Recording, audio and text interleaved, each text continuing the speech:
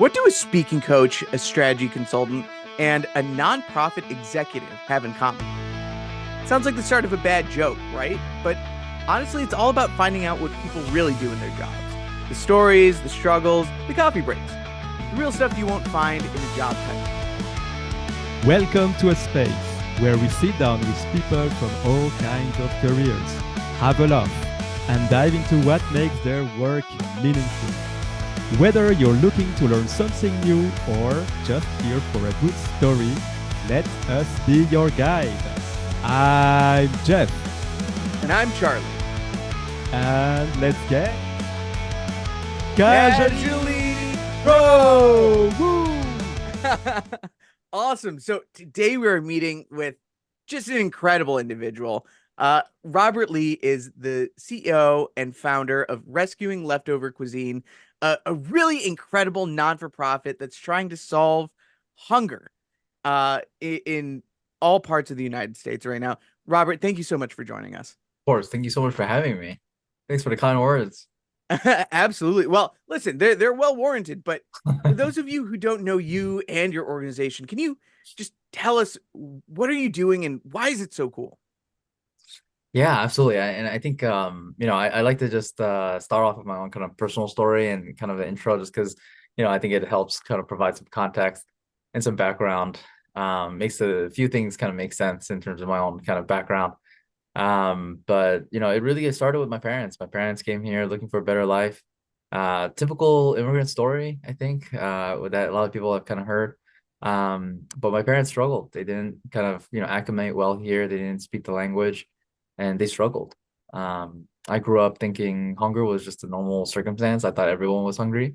I would often watch my parents skip meals. It would just be a bowl of ramen, and that'll be it for the whole day. Um, and so when I started going to school, I was, surprised to see kids, doing cute things like throwing out the ends of their sandwiches and like not eating the crusts and like throwing out carrots because they're, taste bad or whatever. And so I would just, take those apples, those carrots, those things home and I'll just eat it. And so, just rescuing food in general became a second kind of, just a habit of mine. And so it just was second nature. And I think that, eventually when I came across a club that brought leftover dining hall food to homeless shelters, I just got really involved. And so I just got so involved to the point where I had to start rescuing leftover cuisine, which is exactly what it sounds like. We rescue food, we bring it to people who need it at homeless shelters, soup kitchens, food pantries. Wow, it's you really transformed a childhood struggle into a life mission.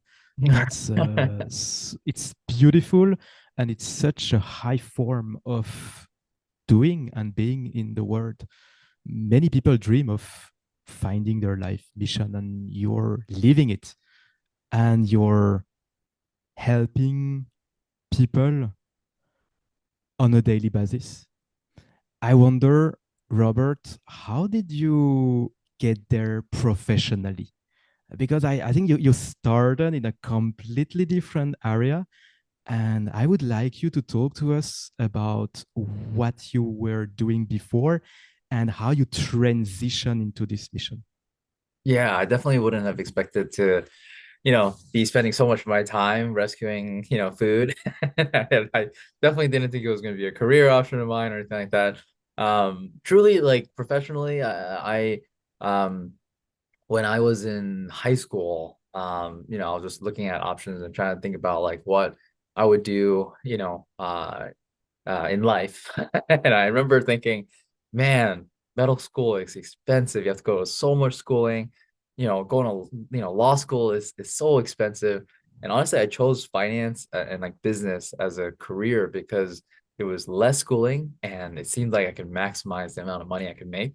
So my family wouldn't have to go through that again. And so truly, I chose finance specifically for that reason. I think part of it is also like, seeing my parents struggle with their finances. I think I wanted to, just be really good with my finances personally as well. And so it kind of aligned on many different levels. And so I pursued a career in finance, and specifically got trained in investment banking at JP Morgan and worked in asset management for about a year. and then quit my job to do this full time, starting in 2014. And so, yeah, it's been quite a journey, and yeah, lots of kind of different things along the way. It's really fascinating because what a lot of people might not know, especially the people who know both of us, is that we have very similar stories, and it revolves around the relationship with money, right? I think both of us coming from immigrant households, both of us kind of having this idea of, okay, we have to make a dollar go far. Um, Pushed us into similar careers. I mean, you went into investment banking, which I think might be the smarter side, but I went into accounting, um, and it fundamentally changed the way that I looked at how we use money to enable behavior, right?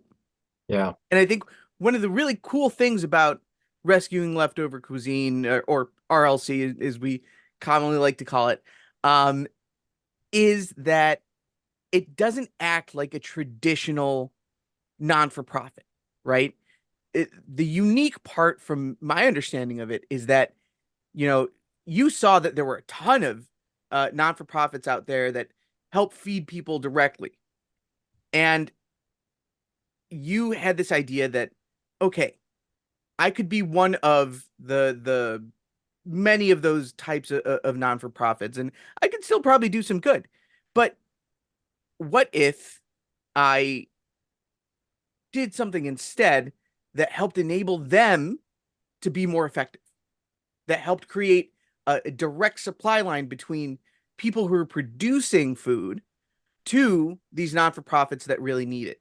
So RLC acts as more of a logistics company than it does a direct kind of contributor to people in need. Is that correct? Precisely right. Yeah, that's exactly right. And I think that, I think it's interesting because there's, a lot of I guess different preconceptions of kind of what a nonprofit should be and how it should act and things like that. And I think that ultimately at the end of the day, nonprofits have revenue, they have expenses, they have personnel, they have payroll, they pay payroll taxes, they have many of the same kind of day-to-day challenges and activities as a company would. And I think that um, to your point, I think a lot of nonprofits that are starting off with kind of the mission as the number one kind of objective, which is always the case, and it needs to be. I think that along with the mission and the kind of need to achieve the mission comes the reality of kind of basically running a company. And I think that that piece is often not as thought through. And I think that, even for us, I mean, we started really with the best of intentions, trying to, change the world and trying to, do what we can to make an impact in this space. And we realized that there was a gap in the market that we could fill, right? Like there was an amazing group of organizations, City Harvest, Food Bank for New York City. They all did incredible work for many decades. And they use a truck-based model where essentially they would use trucks to rescue food and bring it to people who need it. And to optimize and to make that process more efficient, they had a minimum pound requirement, right? Because they don't want to be coming into the city, with a truck and filling up that truck with only like 10, 15 pounds of food, right? And then paying for all the gas, the labor, parking tickets, and, all this stuff just for that small amount of food. And so we kind of got started to specifically target that gap. And I think that in general, having that kind of smaller niche gap allowed us to kind of think, a little bit more nimbly and creatively around how we can make an impact in space overall. And that's how, different kind of aspects of the organization came to be in terms of charging for the food rescue service, thinking of this really as a service, not just a charitable activity that you do, but something that you can rely on professionally. That is, something that actually can provide food businesses, money right? Like cost savings, enhanced tax deductions, reduce food disposal costs, marketing, right? Like there's so many things of value, because kind of, tying it all together to Charles, your earlier point, really money is a measure of value, right? Or value is measured by dollars, right? And I think that that relationship to money is definitely something that, I think about quite a bit. One of the main difficulties when running a nonprofit like you are is the money game. Because if you can make something amazing, you can even bring value to people. But if that's you don't have a way to make the Capture. machine continue running, it doesn't work. I've Yeah. been working for years for a French nonprofit in education, and I could see how the money would shape all the decisions, the problems that would come whenever the money would not come or a source would stop financing. It was really, it felt extremely hard to bring, to have something stable, Yeah. to construct something for the long term. And Yeah. by the way, I was even surprised to realize that they were paying VAT taxes on the on whatever contractors or products they had to buy. I wonder how you, where does the founding come from in your case, and how do you make it um, Stable. stable? Yeah. Yeah, yeah. I mean, I don't think, I'll be honest, I don't think we've actually like cracked that nut. I don't think we've actually, figured that out fully. But taking a step back, I think it's interesting when you think about the nonprofit model as a whole.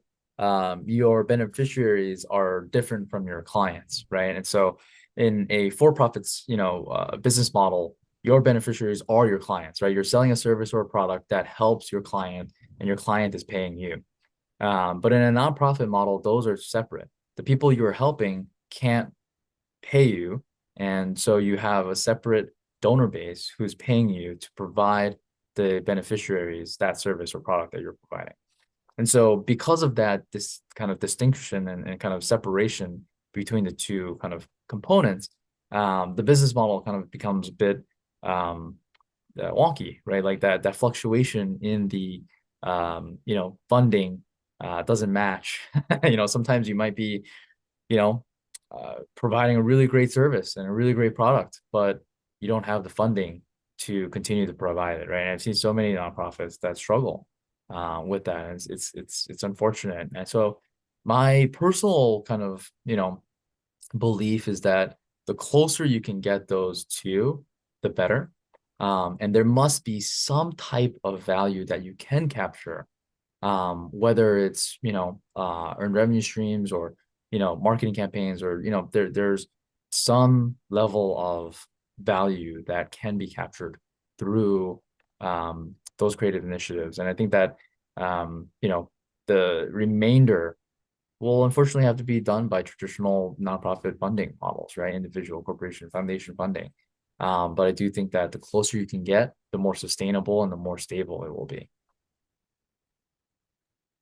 It's so fascinating because the entire kind of business conceptuality of the separation between the customer and the client um, is fundamentally the biggest challenge of any non-for-profit, but it makes non-for-profits, especially successful non-for-profits like yours, really, really good at one particular thing, and that is storytelling. The ability to connect people, the good that you do, to the people who want to help do that good. And your non-for-profit has a really interesting, what I would consider to be a vertical, which is, sure, you do the work and you help connect these non-for-profits to the food producers, but you also have some events that you do publicly to do that, right? And so it's not just a question of, okay, well, we're just going to do the work silently in the background and tell a story about how it's helping people, but you actually invite investors and people who are donating donors um, to come in and be a part of the process and really get a lot of publicity out of it as well. So maybe talk to us a little bit about how that works and kind of the thought process behind saying, okay, we're going to open up this process and not just show you, but invite you to be a part of it. Yeah, and I'll be honest again. I don't even know if we have figured out that storytelling piece. I honestly feel like we need to do a better job. I like to say like, marketing and kind of talking about the work is one of the things that we were like worst at. Like you can kind of tell even with our name, like rescuing leftover cuisine, it is not the easiest thing to say. It's not like the most memorable name. And we honestly chose it because, when we first started, people thought it was illegal. And so we wanted to be as blatant and as obvious as possible so that people knew as soon as we reach out, what we're trying to do, right? I think that, you know, that piece, but we have been, to your point, we have been trying and we have been trying to tell that story and to really get the word out because when we look at the overall picture of kind of the problems, right? Like many people know this now, which is incredible, but a lot of people still don't. And so I'll mention it. 40% of the food that we produce in this country is wasted. That's massive. That's almost half. And then the fact that there's nearly 42 million Americans, including 11 million children who are food insecure, not knowing where the next meal is coming from, it is, I think it just it's tragic. It doesn't make any sense. It's nonsensical why we have these two problems that coexist. The thing that really blows my mind is that we produce enough food in this country to feed everyone. If we just took 1/3 of the food that we waste and bring it to people who are food insecure, we can eliminate food insecurity. No one needs to be hungry right now. And we produce way, way more than we need to. And so looking at those statistics, what it becomes really apparent to me is that we produce way too much food and we need to be reducing that. We need to be preventing that. And the reason why we open up the process, the reason why we invite so many people to be a part of this process, to have our donors come out on a food rescue, to have volunteers sign up whenever they want, however they want on our website for whatever time slot they want, whatever location they want, they can sign up and be a part of the solution is because the problem actually is us, like consumers. And when you look at the data, consumers are the number one culprit. We are the ones, especially in developed countries like the US, we're the ones wasting the food. And so when we invite volunteers to actually see the problems firsthand, go to their favorite restaurant or any restaurant and food business and see how much volume there is in terms of food waste, and then go home and be like, oh, wait, maybe, I should be doing something as well. I think that is kind of how we wanted to kind of, make change little by little and kind of expose people to the problem. And also, it's also the other side too. Like, you know, in a city like New York City, you kind of just walk by places. You don't even know what's in that building. You don't even know what is happening. And I think that, by having people be a part of the process, see the wasted food right there from their local, like, very public restaurant to just a couple blocks away, a homeless shelter, soup kitchen, food pantry you may not have known existed. And then bringing that food there, seeing the lines outside or seeing the people inside being so grateful for the food, I think it just kind of changes your whole perspective. And so that's kind of how, we think about it. Again, admittedly, we want to do better at that storytelling. I think, the fact is food insecurity right now is going the wrong direction, right? More and more people are facing food insecurity with inflation, with the migrant crisis, with tariffs. All this stuff is kind of making it harder for people and it's disproportionately impacting the people who are food insecure. And so we think we need to do a better job at telling that story, which is why I appreciate, platforms like this to keep telling folks and, keep spreading the word and have people, learn about us and ask your favorite restaurant or the next time you see some food, ask them, what do they do with their excess food? And like, do they have a solution? Maybe recommend RLC as a solution. But yeah, we definitely want to do better. Wow, the numbers that you give us are crazy. You said 42 millions of people in America, mostly children, don't know what they will eat for the next meal. That's about 10% of the population, right? Yeah, one in seven Americans are food insecure. Wow. And by the way, there's a number that we didn't give yet. I saw on your LinkedIn that last year, Rescuing Leftover Cuisine rescued 5 million pounds of food.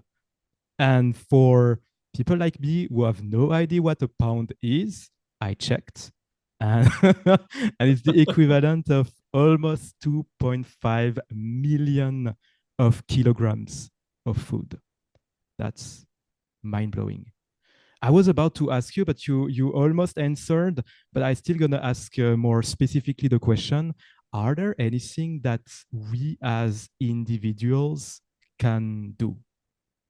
Oh yeah, there's so much. I mean, I think we all underestimate the power of our kind of collective influence and the power of the dollar vote. I think that, no matter what we say, no matter what we kind of, all the rhetoric that kind of happens, I think real change really happens through our wallets. I think that with food rescue specifically, I think it's really encouraging to see, like when we first started in 2013, like I mentioned, like people thought it was illegal, but now honestly food rescue, the terminology, like it's commonplace. People understand when I say that we're a food rescue organization. People get it. People know what we're doing, right? And I think that the more momentum we have, I think the closer we get to the point of living in a world where all excess food is donating, not thrown away, right? And for us to get closer to that point, everyone can help. Your dollar votes really matter. And so I would suggest like eating out at places and patronizing places that actually share the same values as you do, right? Like we have our food dinner partners all publicly available on our website, and or for the ones that want to be public and publicly known. Um, and ask your restaurants, like what do they do with their excess food, right? Like they will listen to their customers. They will hear their customers asking and be like, oh wow, we should be doing something if they're not, right? And I think that that has such a huge influence. And it's not just restaurants, it's supermarkets, it's stadiums, it's event venues, it's conferences, it's all kinds of different places. Wherever people are, there's always food, and wherever there's food, there's going to be excess. And we want to make sure that that access is provided to people who need it, not just thrown away. And you know what? I think this is a really important distinction to make because there are a lot of people who might be listening and thinking like, okay, well, what does an executive know about how to run a restaurant? Um, and little do you uh listeners know, but Robert is not only the CEO and founder of Rescuing Leftover Cuisine, he's also a restaurateur. Um, and so this is not just a recommendation of, oh, a pie in the sky kind of thought. A restaurant could just, donate their leftover food.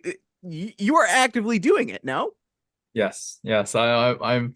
Thank you for that, and I think it's definitely one of the things where I kind of wanted to like really understand the perspective of our partners and our clients, and yeah, like the place is called Dippin' Chicken. It's in Norwalk, Connecticut. If anyone's listening from Norwalk or Connecticut in general, feel free to swing by. We do Korean fried chicken. I think the best chicken you'll ever have ever, but Oh, I yeah, I think I think RLC, like we make it super easy, right? We know that right now the habit and the kind of the way of doing things is throwing out the food, right? And so it's hard to kind of change those habits and those the way that you kind of currently operate. And I think that we plug right in whenever you're doing inventory or whenever you're closing at the end of the night, we can make it as easy as possible to get in and out of your hair. And that's what I wanted to see. I wanted to see, like, is it true? Does RLC make it truly easy? And I'm proud to say that we do. We truly do. And I think that for this to really be a true movement and a true kind of lasting change, it does need to be as easy as it is to throw out your food, right? If not easier. Um, and so, yeah, I've seen it in action. I've seen it work. The only piece I do think that we need to continue to work on is, as a country, we incentivize food rescue and food donation through a very complicated tax deduction. It's an enhanced tax deduction where essentially you have to do this massive, like crazy complicated calculation of either twice your basis cost or half your profit margin plus your basis cost. And I'm not gonna lie, like calculating your basis cost of the food that you donate is a pain. Like I would not even imagine any other restaurant owner doing that. Like I only did it because I wanted to see how hard it was and how much work it was. But it is difficult, right? I think that like um having the right incentives in place and having it be a little bit of an easier calculation, I think will help restaurants see the value and also get the value, not just see it, but actually get the value. And that's one of the reasons why we're partnering with Rethink to push for not just tax deductions but tax credits. And yeah, definitely a lot of thoughts on kind of making it more incentivized for food businesses to really participate. Or definitely for any kind of behavioral change, every friction creates difficulty. And the more the Every seamless the step. process you can make, I Yeah. wonder how, when you say it's very painful, um, is there any way to create some tech or software or process that would help those places make the tax declaration? Is it something Yeah, that you I think are so. studying? Yeah, absolutely. I definitely think so. I think there's a lot of ways to make it as easy as kind of, scanning. I think that there's a bit of work to be done in terms of, for us, for example, at our restaurant, we may have, herbs or, dairy products or sometimes chicken to donate. And sometimes, the herbs, they have their own barcodes. You can just scan those and we can log it in a tech platform. But the chicken it would need to be a weighted thing. It would have to be a scale, and having the scale be connected to a tech solution may be tough. I know Lean Path and other, solutions do something similar in terms of that, perspective, but it's a bit more complicated. And I think that the tech solution by itself or software by itself is not enough. It needs to kind of, match the real world as well. And I think depending on how deep you want to get into the minutia of what constitutes uh a valid donation, um there's all sorts of qualifications you can get, but I think the argument is that while there needs to be some kind of regulation, there needs to be some kind of system in place to keep bad actors from just donating garbage. Yeah. um it's difficult for normal people with regular values, regular restaurateurs who have this idea of, listen, I just want to help make the world a better place. And if I can get something out of it, cool. But if it's going to cost me, a couple hours in administration costs, or put me in trouble with, whatever regulatory agency out there, um, I just can't justify doing it. So it's not a question of, how do you make the complex system easier? It's how do you make the benefit more accessible to everyone, at large? And I think that's a really interesting thought because we as humans have a difficult time maintaining simplicity, right? I think that's why we end up with 40% of food waste because you know you could easily just say, okay, listen, I'm not going to eat this food, or I'm not going to serve this food because it's you know 2 a.m. on a Wednesday. It's done, right? Our workday is done. um but I'm also not going to trek down to Tribeca or somewhere that I know I can responsibly donate this food, so I'm just going to trash it. And so I think with that mentality, right? Is there a world in your approximation? Is there something that people can do to kind of centralize the donation? Is there a way to make things easier for people to say, it's easier to donate it than to throw it out? I think there are a bunch of things. I mean, firstly, I think the step that we're taking in New York City with composting, I think is a step in the right direction, right? Like the fact that we're actually now composting is key. I think um, there are similar kind of movements with like organic waste bans and things like that that are making it harder and harder for you to just trash it, right? Like I think it's um, become very clear. I know I spoke about the statistics on like wasted food and food insecurity, but there's another big, piece of this, which, very apropos, I guess, so for Earth Month here in April.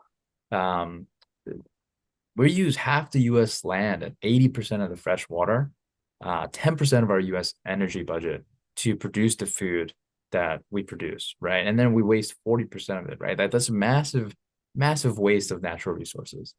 On top of that, after we throw out the food, it doesn't just go through normal, aerobic digestion, which is what it would go through in just nature. If you throw out like an apple core while you're hiking or whatever, it goes to a landfill where it just gets piled on top of each other. And it goes through anaerobic digestion. And so it emits methane gases, which are 30 times worse for the environment than carbon dioxide. And so it's a double whammy, right? You're using all these natural resources and then you're emitting all this terrible gases, right? And so, when you think about it in that perspective, it's a huge drain on the kind of greenhouse gas emissions. And so overall, I would say that there's more regulation now to make it harder for people to just throw out food. It's moving very slow as regulation does, and so we also want to couple that, as you said, to make it as easy as possible for people to donate food too, right? And I think that there's many different business models that handle food and use food. And I think that there's many different circumstances in which we can make it easier for people to donate food.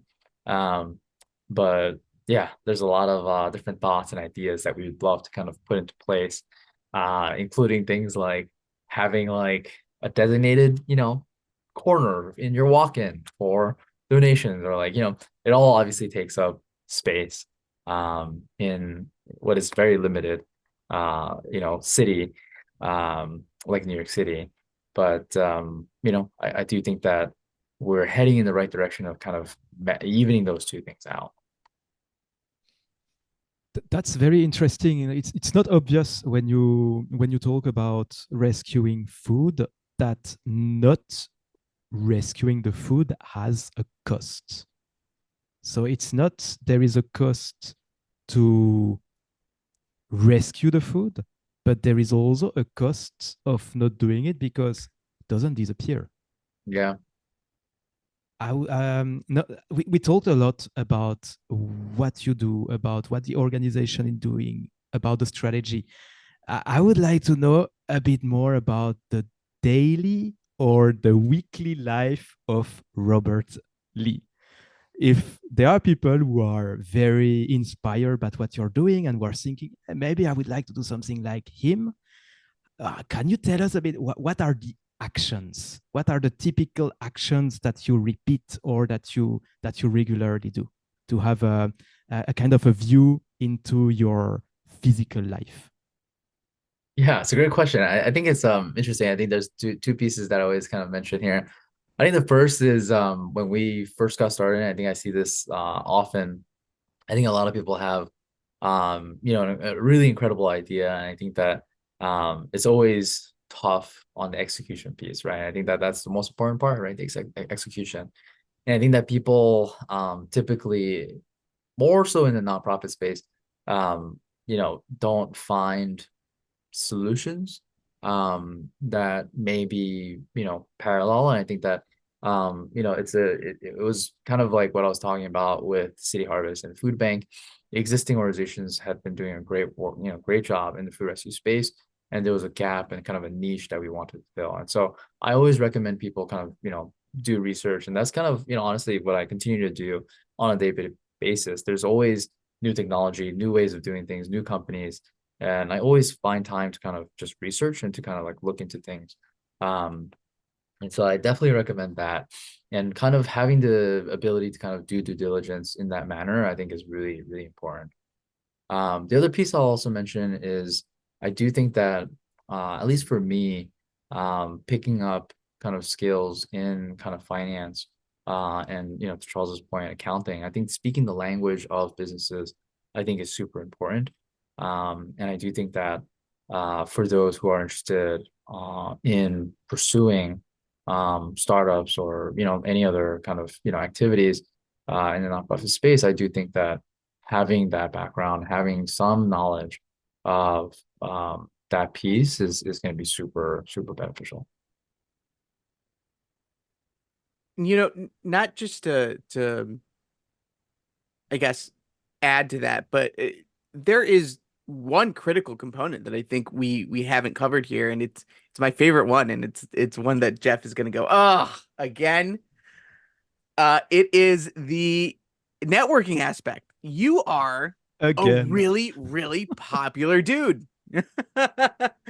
At least here in New York. I'd imagine anywhere RLC is, but um, there is a ton of social interaction that you have to go to, not just to, I guess, operate inside of these fields, general ideas of finding donors or finding um, partners to partner up with in the restaurant field, but also partnerships and publicity and getting people together on the same page, understanding not just what you know from a technical perspective, right? Because I think we can all make the argument that yes, we should be wasting less and we should be helping the environment more. But about the natural consequence of not doing that to people, right? For people who are desperately in need of a meal, children who might go hungry because they don't have access to regular food, uh, and then transforming that into not just the conventional operation of good that you're doing, but also partnerships that expand your ability to do that good. Talk to us about kind of the more social component. Why go from a pure operator, someone who's just building on business, and then start transitioning into someone who's well known in circles of like green space or circles in non-for-profits or I mean even in your home base of finance. Yeah, I mean, I think in general, I think maybe Jake Morgan used to say this a lot, but their business, I remember they used to say this, their business is like built on people, and like their core asset is people. And I think that that is very true, right? I think that that's one of the things that I think kind of I learned in the finance space. Like, people are key. When I kind of transitioned into the nonprofit space, I think I was shocked to see that it was considered a bad use of funds to be spending it on administrative or like executive, compensation, and then like, salaries is just bad use of funds. And I found that to be like a little bit backwards, right? Like, people are what make the work happen, right? Like, I think that if you are finding the right people and the people who are, pushing this forward and energizing the movement and getting other people excited about it, it's well worth the expense, well worth the investment. And I think that that piece is just something that's so important. I do think that before thinking about kind of external networking, I think it's important to kind of figure out internal workings before kind of spreading the good word. I do think that we spent a good amount of time honing our operations, ensuring that there was not just proof of concept, but some scale, some ability to kind of expand and expand and scale. And I think that those components need to be in place before kind of networking and bringing in kind of the next level of growth, because the networking needs to kind of be driven towards something, right? And I think that for us, what happened was we had launched into a new 3-year strategic plan, and then the pandemic hit. And when that hit, our 3-year plan became just a reaction to the pandemic. And we went up the supply chain because our usual food donor partners were closed. We, worked with our nonprofit recipients to ensure that they had food. And overall, we're very proud of kind of our community really stepping up and doing what we could during the pandemic when a lot of restaurants and typical food donor partners were closed.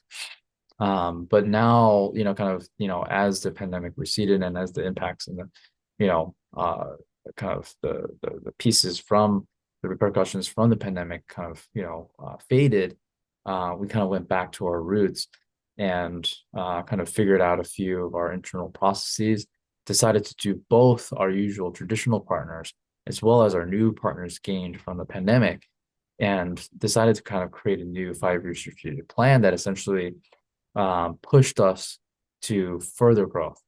And that further growth required that we continue to spread the word, that we do more of these, public facing kind of, events, and really kind of take it to the next level, right? As I mentioned, there's exciting momentum from going from being illegal to commonly known, but how do we go from commonly known to universal, standard, right? Like I think there's a tipping point somewhere along that. And we know that networking and spreading the word and getting more folks engaged and kind of enrolled in this will get us closer and closer to that point. So that's, I think is all kind of goal more motivated.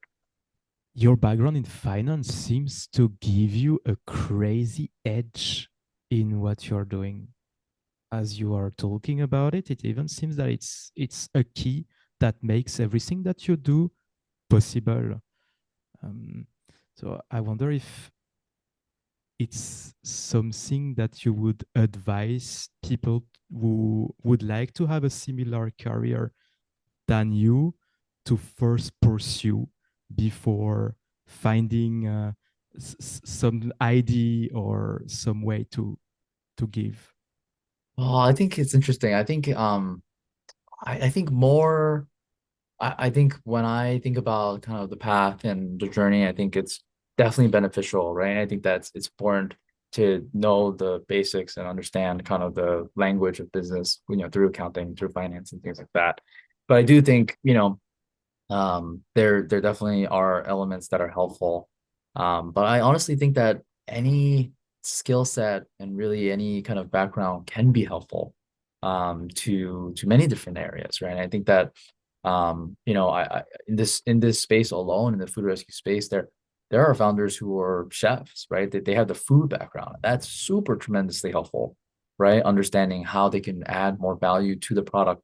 Like we had this donation of like kohlrabi one time, and like no one knew what to do with kohlrabi. No one even knew what kohlrabi was.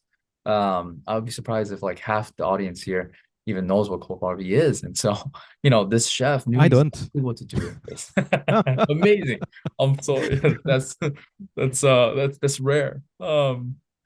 But and then there are other founders of kind of food rescue space folks. One was a developer, right? Like that background of having the tech piece also super tremendously helpful, right? And I think that like no matter kind of what you come from or kind of where you have worked, I think there's always transferable skill sets. And I think there's always things that can help, because there's so many different components, there's so many different aspects of an organization, of a company. And as long as you're kind of, interested and paying attention to kind of what you're doing, I think it can translate well across to anything you do. And we've talked so much about process and kind of mission and the components of the business as a whole, but your journey as a leader started from a place that is non-conventional, but speaking from personal experience, and this is only my anecdote, but I judge every single leader by their uh by what the people that they lead say behind their backs. And I've had more than enough time with the RLC team to know that when you're away and you're handling stuff in the other room, they are constantly going to bat for you. They are saying Robert is doing everything possible to make sure that not only the people that RLC and the organizations that RLC is helping, but that we're okay.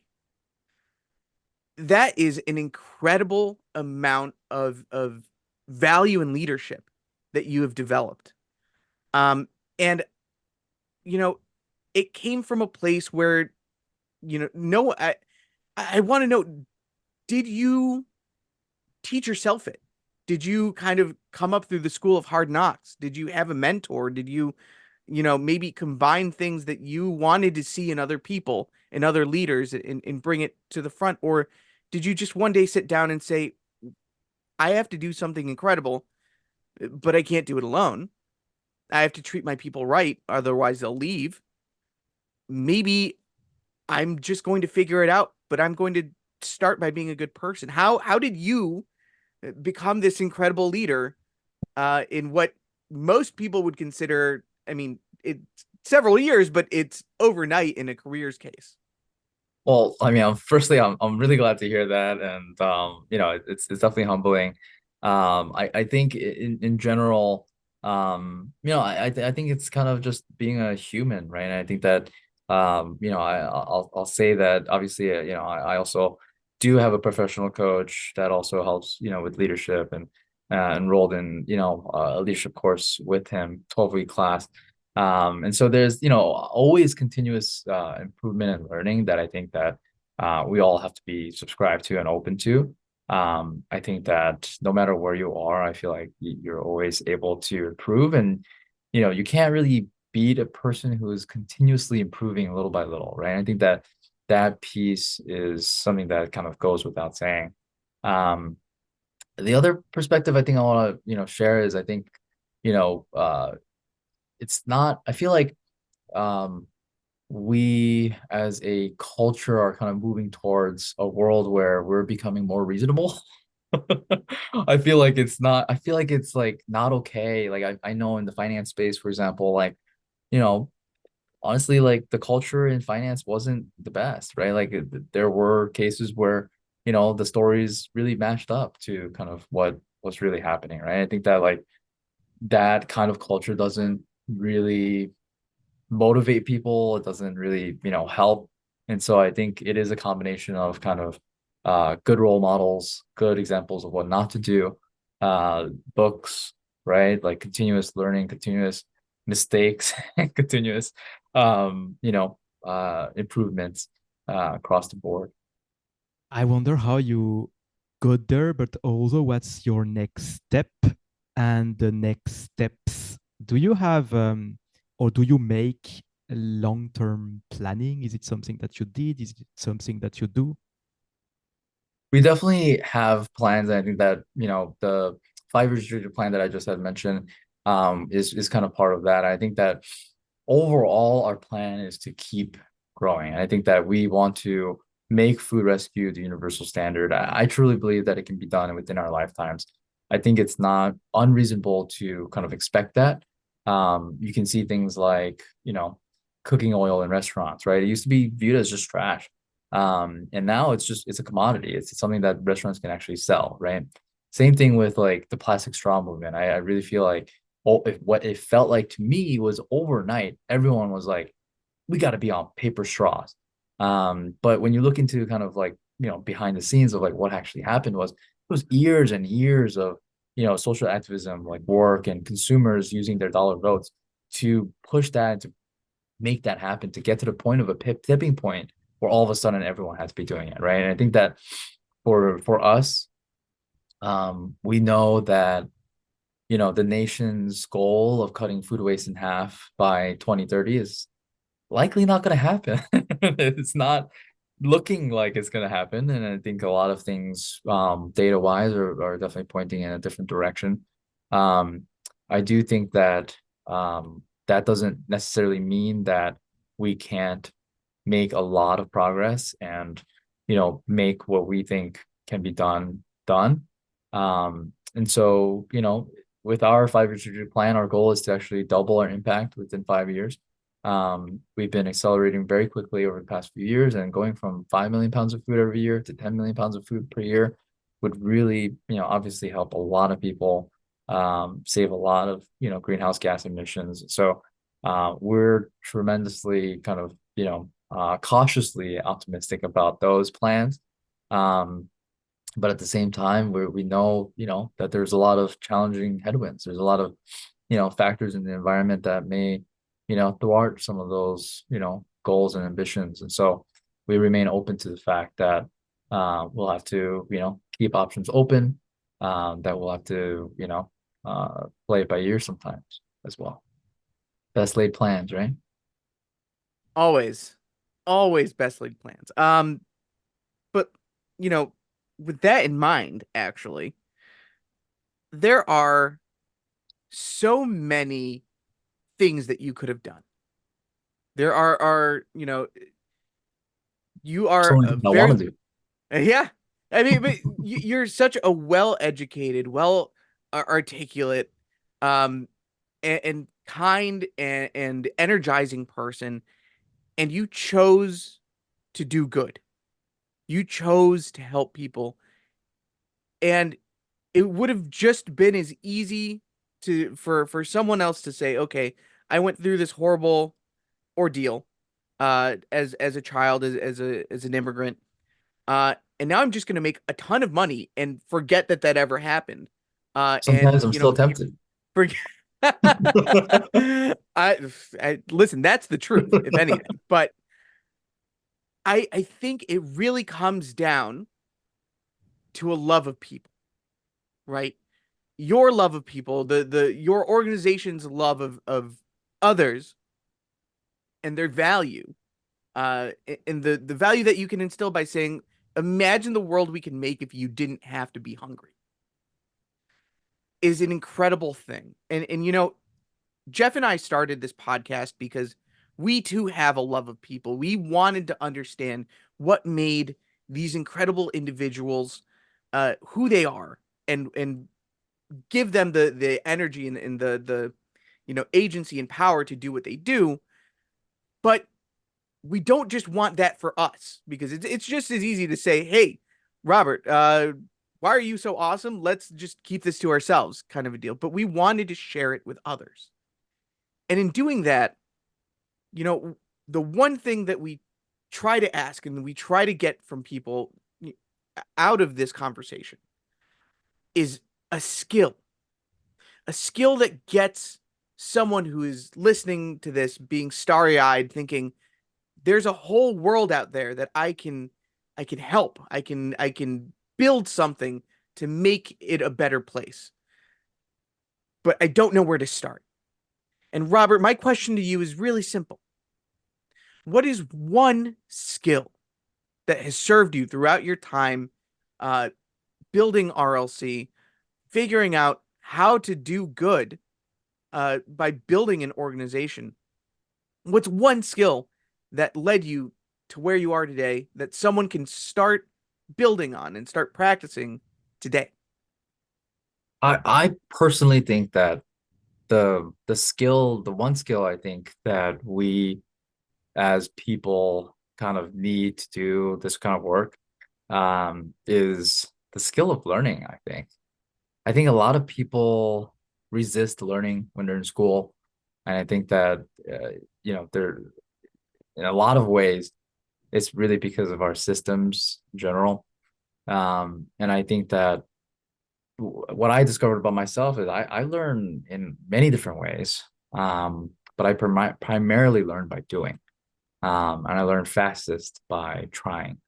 Um, and I think it's kind of counterintuitive because you feel like you can't start because you don't know how. But you never get there because you just don't start. And so you don't get the experience. And so you don't get the, you don't get the learnings. Um, and so my skill, I think that I would say for folks to consider trying is the skill of trying to learn, whether that's by learning through books, through a podcast like this, through doing pilots, little things. one step at a time, I think people will find themselves, learning how to manage a, $2 million organization, right? I think that like that piece is something that, you know, uh, can grow with folks. Wow, I love this answer. And not just because I'm how would you say, an always learning type of person, and I completely agree with this thing of just do something very small, because I've seen countless of times things that can appear to be completely crazy or out of reach when you think about them, but then you just start to do just a little bit something in this direction, even if it seems not well thought, or not or a little bit crazy, and then as you do it, you justify, your Mhm. brain will justify, oh yeah, okay, so if I do this makes sense, let's Yeah, see how we can make it better, let's see how we can push, let's see how we can, and it's completely crazy. It's even something that you I would never do that. You just do one step, and then slowly you justify and you start to make plans to make things, but it's amazing. It's really a yeah, process that's it's incredible. amazing. Wow. Robert, thank you so much for all this value, all this inspiration that you gave Well, us. thank you. Before we leave, though, I still would like to ask you a question that we ask all of our guests. I will now give you 2 minutes with the magic microphone. And the magic microphone is magic because it's a way for you to spread a message to everyone on earth. You can talk to everyone on earth of today, but even people who are not yet born will get your message. So it's really like a Nice. universal message. And what would you like to tell them? And of course, you have all the times you want to think, because we will cut the silence. Man, that's a tough question. I almost want to just like keep it simple and just be like, don't waste food. Stop wasting food. I think I'll go with that. Yes. You'll never believe this, but it's always the short ones that are the best ones. Um, Incredible. Listen, Robert, thank you so much for spending this time with us. It was so cool to learn about your story and rescuing leftover cuisine, and really the things that everyone can do to kind of pitch in to make sure that no one has to go hungry. Yeah. So again, thank you, man. It was incredible having you. No, thank you both. Thanks for having me.